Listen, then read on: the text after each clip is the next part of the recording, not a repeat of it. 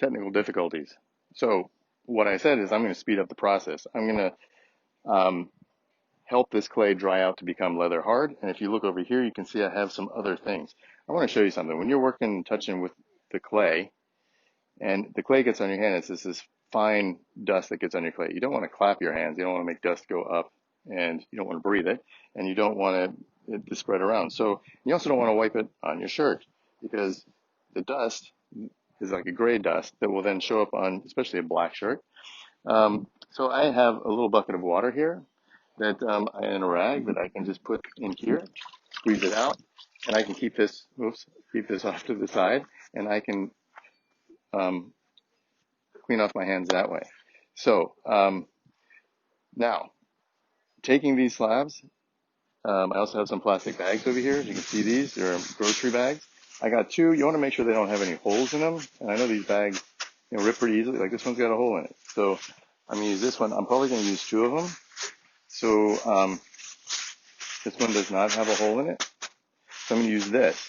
Now, if I were to put this clay in this plastic bag and just wrap it up, it would stay like this for a really long time. So, because if no air is getting in here, then it's going to basically stay like that forever. So what I want to do is use some newspaper, which I brought, and I'm going to put my slab together with newspaper, kind of like sandwich it in there, and then put that inside my plastic bag. So I'm going to take, I've just got, let me see here, I'm going to take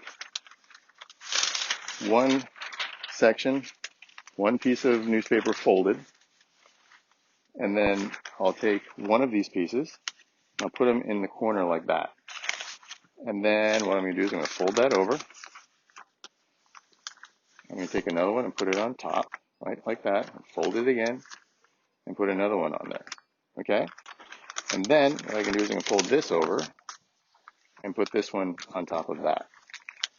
I think what I'm going to do also is take this one piece of paper, not a bunch, just one piece, and I'm going to fold this up to be about the same size. And I'm going to put this underneath. And fold around like that. I'm going to put this inside this bag. Notice I'm trying to keep it all neat, right? Just organized, really. So I'm going to take this and put it into the bag. And I'm going to twist this up. And if I had a tie, I would tie it, but I don't. So I'm just going to put a little knot in it. And then I do have this other bag that was ripped. And I'll just put this inside here. And then just kind of leave it on my board. Now what this does is the plastic bag keeps the clay from drying out too much. The newspaper starts to soak the water out of the clay. And when you open this up the next day, you might find that the clay is a little bit better, more leather hard. And I'll demonstrate that. I'm going to open this up and show you. And then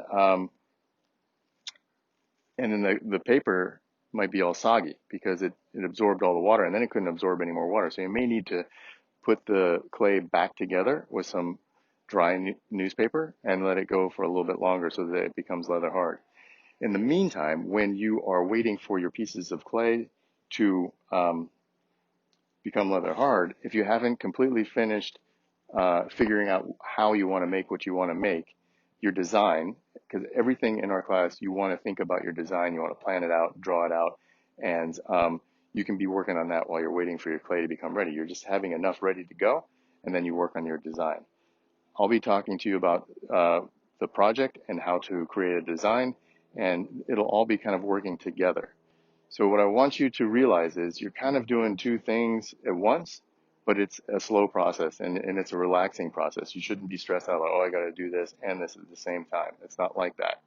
The clay has a pretty slow way of working, and you can't push it along. I mean, push it along a little bit. I can have the newspaper soak up some of the water, but you just kind of have to take the pace of the clay. You can't push it. You can't work too fast. So now this is drying out and becoming ready for me to be able to work with leather hard. So one of the next things I'll be able to show you, maybe during Zoom or maybe in another video, is the different stages of clay. You've seen the wet right off the bag, and you've seen it here. When I get a leather hard piece of clay, I will show that to you, and then a bone dry piece of clay, and I'll show that to you. Okay? All right, so that's it for now.